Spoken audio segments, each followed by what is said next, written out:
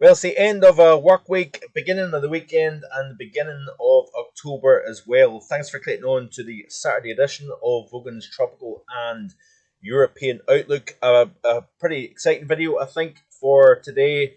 The reason why is we're going to have a look at what has kind of gone on over the last few months, really going back to actually December, looking at the 2 meter temperature anomalies for the UK, Ireland, and Europe, and looking at the prospects as we go through the next couple of months and then on into the winter time. Just sharing a few thoughts with you about the long range stuff. But firstly, Hurricane Ian made a third landfall. Of course, the first being in Cuba, then southwest Florida around the Fort Myers area with 150-mile-an-hour winds, and then made another landfall in the upper coast of South Carolina near Myrtle Beach, with maximum sustained winds estimated at 85 miles per hour, pressure at 977 millibars. So another major punch, actually, not major in terms of a major hurricane, but certainly a major impact, still with storm surge, flood and rainfall, and of course damaging winds, and power loss is going to be a problem in this region of the country as well as Florida. And of course, we've now got Ian post-tropical heading up through North Carolina, and eventually it will break apart and become a dissipated system over the next 24 hours or so. But what it is doing is it is energizing the jet stream, and of course, what is going to take place is we are seeing a change, a very significant change in our weather pattern. It's been so persistently warm, dry, high pressure driven in the last 2 or 3 months, and really, when you look back, it's been a very steady trend. But we've kind of almost feels like we've flicked the switch now. I'd made mention of this back during August, that at some point in time we will see a change taking place. We will see a change to weather the normal conditions once again. And I think when all is said and done, September may have wound up slightly wetter than normal. Need to wait and see what the stats come in off the Met Office. But certainly we have seen a significant downward trend in temperature during the month of September. Very warm opening week, of course, but as the month has progressed, it has turned steadily more unsettled and indeed cooler as well. Now, of course, as the remnants of Ian lifts up into the Piedmont region of North Carolina, what it's going to do is connecting up, of course, with the jet stream. There is a trough over the northeastern half of the United States, delivering unusually chilly weather here. But what's happening is this northward advance of tropical warmth is energizing the jet stream, and that is going to have downstream effects on the UK and Europe pattern as well. It's going to continue to fuel a fairly active pattern and suppressing high pressure more to the south and to the southeast in the next couple of weeks here. So as I play through, of course, this is North America, North Atlantic, Greenland, Iceland, UK, and Ireland, as you can see here. As I play through the loop here, you can see a flare-up, an intensification of jet stream winds crossing out over the North Atlantic here. Now, we've got high pressure that is going to try to hold its ground over the British Isles, but we may see it for a spell, particularly in the next week, somewhat drier weather.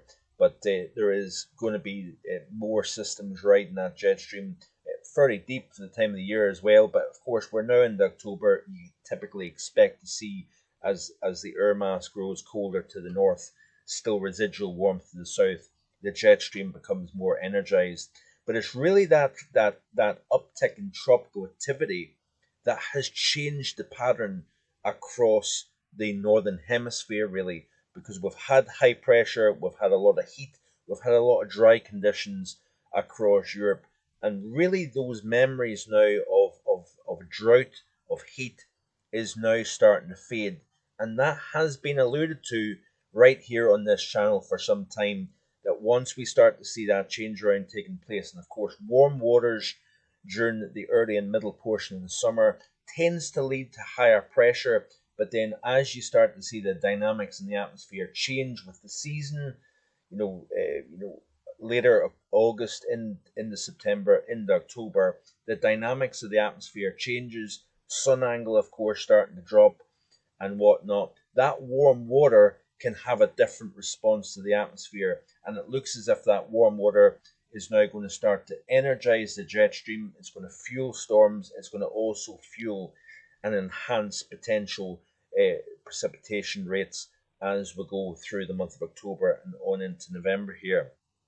So the jet stream is definitely alive and kicking. We are seeing a very strong arm of jet stream winds crossing over the Atlantic here, as you can see. So the remnants of Ian has enhanced the jet stream across the mid latitudes and is fueling a fairly significant storm track across the UK, bringing rainfall back to the UK once again. And it looks as if, as we go through the month of October, we are going to continue to see a fairly wet pattern, a fairly unsettled pattern as well here.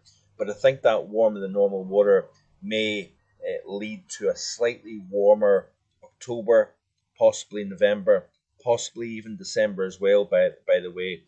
But also what's going to be interesting is the potential for cooling over the North Atlantic. As you increase the storminess west to east across the Atlantic, you tend to upwell colder deep waters towards the surface here.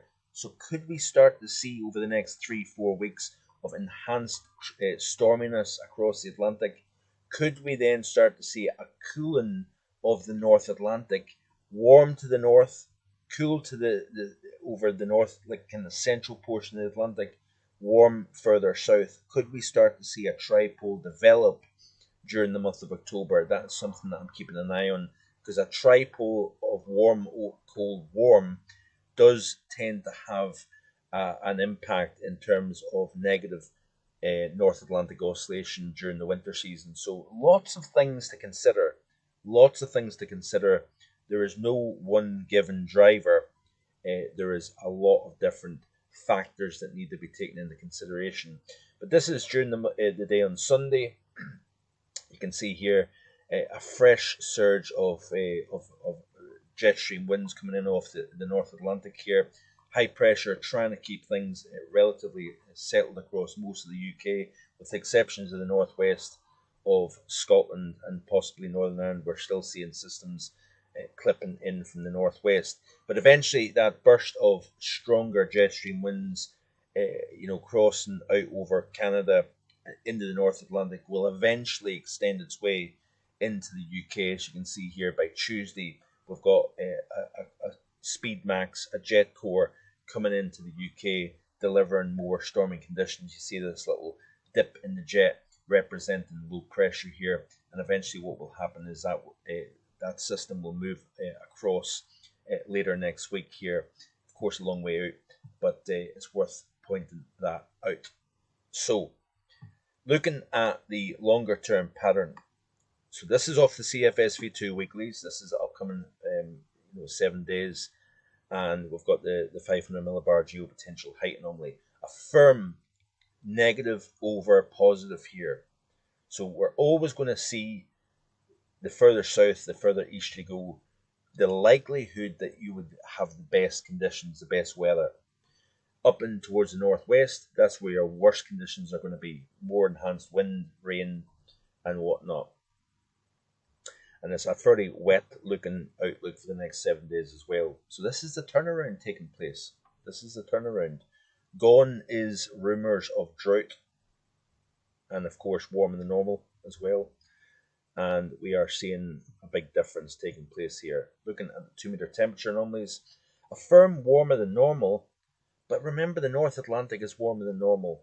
And of course when you transport air off the Atlantic into the UK, the likelihood is that we're going to see average to slightly above average temperatures across the board here.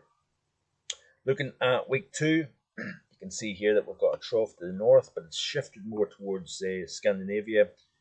So therefore, of course, if you shift the core towards the further east over Scandinavia, you may start to see the ridge to the southwest trying to build northwards up towards Greenland here. So we'll keep an eye on that, of course, as well. Precipitation wise for week 2 looks like this here. Still wetter than normal across the far north, drier than normal Ireland, and also England and Wales. Average conditions for Northern Ireland, it looks like here. And the 2 meter temperature anomalies look like this, warmer than normal.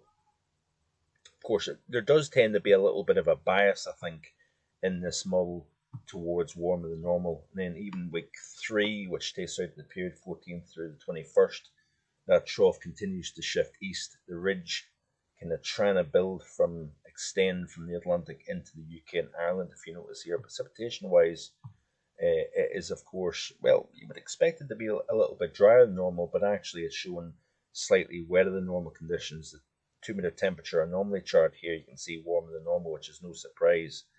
Then the following week, which is the end of the month, looking at the 500 millibar height anomaly chart, low to the north, high to the south here, so we've got a fairly westerly driven pattern here precipitation wise. It's looking wetter than normal across the north, average across more southern portions of the country here. Looking at the monthly here, this is for the month of October, and you can see here a firmly wetter than normal across pretty much all of the UK, Ireland, and across the central and northern portions of Europe here, which is quite interesting. So we're seeing that changeover take place, and I do believe that with the cooperation of the Mann-Julian oscillation, the tropics has played a significant role in changing the overall pattern. And this could be significant, by the way, for later down the road. Both, sudden stratospheric warming potential, and all sorts of factors need to be taken into consideration here. But certainly, I kind of am liking what I'm seeing in terms of this changeover to wetter conditions. Wet mid and late autumns can have, it can tend to kind of show you something with regards to where the trough, where the cold is wanting to go once we head into the winter season here. So, yeah, it's quite interesting, that's for sure. Looking at